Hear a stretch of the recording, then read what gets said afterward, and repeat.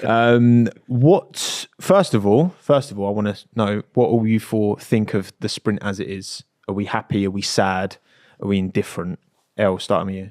I think there's so much to kind of unpack with it. Like, when you're an avid F1 fan, like we all are, we probably love it. More racing, more intense, etc. But I think for people that don't watch practice anyway, like, it's just too much. Like, you see everywhere people asking questions, what is the format? What is the shootout? How does the quali work for sprint? Like, it is confusing. Even for us, we're all like, okay, what's going on? Let's get used to the new layout and stuff. I mean, yesterday was good, the sprint. When it's good, it's good. But I don't think we need 6. It's just, I don't know. It's a bit much. Okay. D? I think it's good. The sprint's all right. But I feel like there needs to be like a little bit more practice sessions. As we saw in the race, I don't think many teams worked out, well, Mercedes for one, did not work out the car. Like, so they had one practice session and then that was it. That's all you got. And then good luck with whatever car you've got in that practice session. Yeah. But then for the sprint, it should allow you to make changes on your car, so you can still use the sprint race as a sort of practice session. So Definitely. After FP1, it doesn't go Parc Fermé. It's more like, all right, you've got FP1 and the sprint to work out what car you've got. So you've got essentially one sort of practice run and one like sort of simulated race run. I like that. And then on top of that, I feel like a mandatory pit stop would be... What, in the sprint? Yeah, would be a little bit more. So it adds more strategy to the race rather than everyone goes on softs and then... Just go for it. Yeah, so then if everyone has to pit stop, people can go on softs and like go around, but then they know they have to stop again. Whereas if it's like, everyone, if you have to pit stop, then it adds more strategy to the race. So there's a bit more action. People need to think, if we have to pit stop, so what do we do? Do we go like now? Do we wait it out? Do you reckon we can do it 5 laps before the end? Can we build a gap? Can we add more? And if you mess up a pit stop, it's going to hit you exponentially harder. Yeah. So. Okay. Pete? Yeah, I'm not really, do you know what, for the first time, I'm not really a fan of sprints anymore. I think just because it's too much. There's too much going on. I'm finding out qualifying is like at 5 p.m. UK time, and I'm on my way home, and then I'm missing it. Always got it on the I've got it there, and it's like, it's all a bit like it's a bit much. I was actually a fan of it. Like, I was actually a big fan of it, and I really wanted more racing. Yeah, bring it on. For what it's worth, though, when I look back at it, I think, do you know what? Really and truly, let's go back to, we need to change, like, your qualifyings and so on and so forth. The sprint shootout, anyway, sprints are here, right? So we can't pretend that they're not. So whilst they're here, here's what we should do. Friday evening should be the sprint shootout. And with the sprint shootout, based on the championship order of last year, is the order as to which each driver goes out. Everybody gets one shot, Clean lap. One lap. One shoot. Yeah. One lap on an empty track. Okay. And it will start. Track. And what it will start, well, it has to be empty. And what it will start with is, if Max is P1, he's the first one out. So it gives a bit more of an advantage for the guys at the back. So say Sergeant P20, he gets the last one, which is the most elevated track. It will spice things up. That's on Friday night. Then on Saturday, we have the sprint race. As is, and make it shorter. I think the sprint race is a bit not too long, but it's like so in the middle between long and short that I'm just like, no. I want it to be a short race, maybe 10 laps, done, get it out of the way.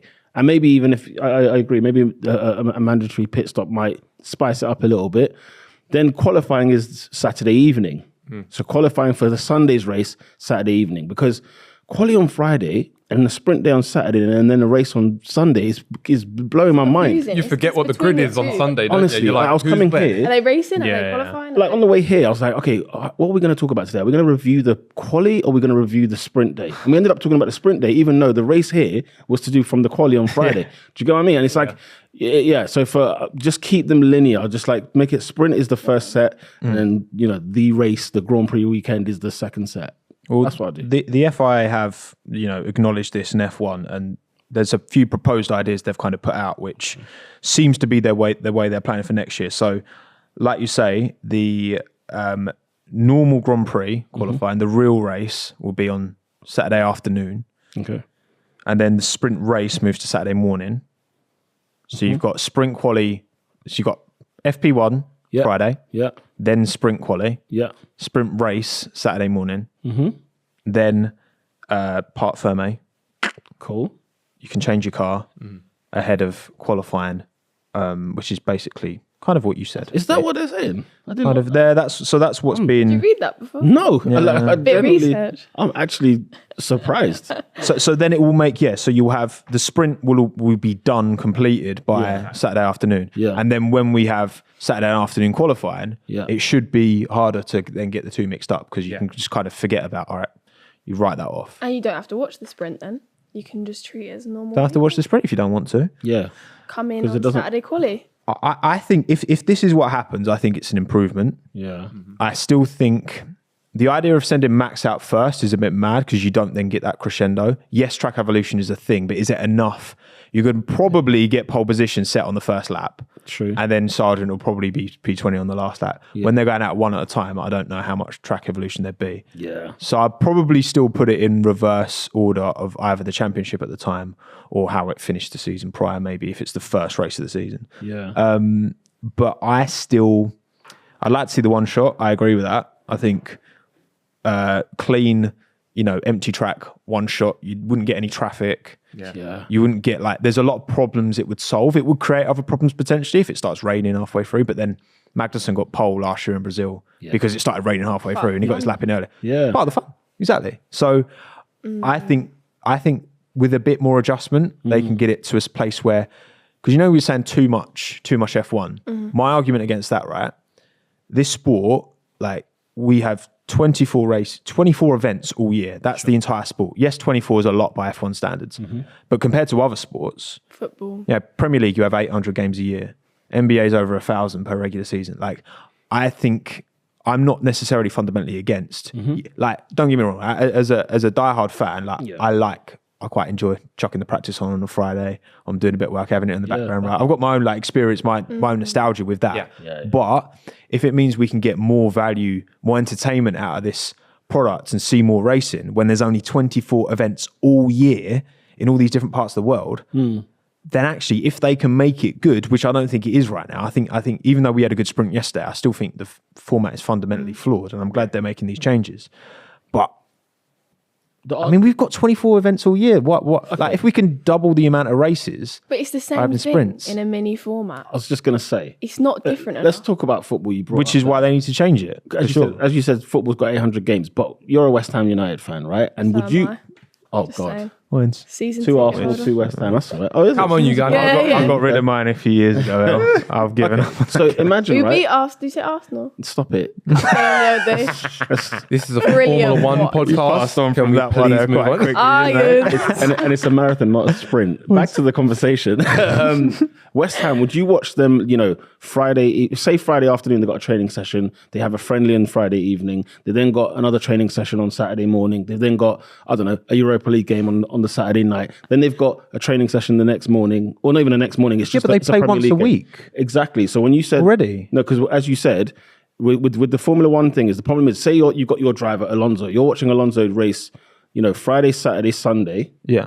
as opposed to it being just one weekend. It's not just one event; it's 3 of events for one, if that makes sense. So I get what you're saying in terms of there's 24 races in a year, so that's only 24 weekends really. To make the most out of being on all these different parts of the world. It's 24 times 3 really, because you're watching the same person 3 Finish in times the in that same place, weekend. probably. 3 times in the weekend. Whereas that's why I said, with West Ham, you get them once a week, maybe twice, depending on what other competition they're in. Yeah. And it's only, it's 38 games in a season. Plus but cup games. yes, but it's not so sandwiched together. You only get to see West Ham 90 minutes and then you might not see them again for 4 more days.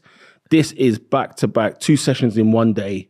It's constant, where if I could spread it out a bit, if the season was longer, no problem. I'm not arguing. I wouldn't argue 38-week Formula One calendar, provided it's not giving me all of these extra sessions that come with it. Because next year it ends in December. but then it starts in March. So it's like, I don't know how much more you can push it. That's the thing. Like to your point of it being too similar, because I agree. I think it's way too similar right now. Yeah. I think that if you open Parc Fermé after sprint, we knew Mercedes were going to be shit in this race because they were shit in the sprint. Sure. But if you reopen Parc Fermé, it gives an opportunity to change the setup of your car. You look at Singapore with Red Bull. Yeah. Dominant. Yeah. Bottle the setup of the car going into that race, and they're nowhere. Like Mercedes this weekend, they were great last weekend. Lewis was like really happy with the car for the first time in ages, and now he's like, get rid of this car. And they it's knew terrible. that. He said he knew that it was going to be shit. Yeah, In the because it was shit in the sprint, because they didn't reopen Parc Fermé. So I think reopening Parc Fermé would help that, because I agree, like too many of these have been like spoilers. Yeah. It's just we got a spoiler yesterday. podium. Yeah. You can predict the podium easy. Yeah. Because you see it in the But sprint. if you reopen Parc Fermé, Change up. It's a whole curveball. you know, because then setup is so, especially with these ground effect cars. Oh, yeah. Because it's all about like it's Aerodynamics. fractions of a millimeter can make noticeable difference in your like ride height. It's more important. Like I would argue, in some ways, setup is these cars are more sensitive to good and bad setup than they were in the previous generation.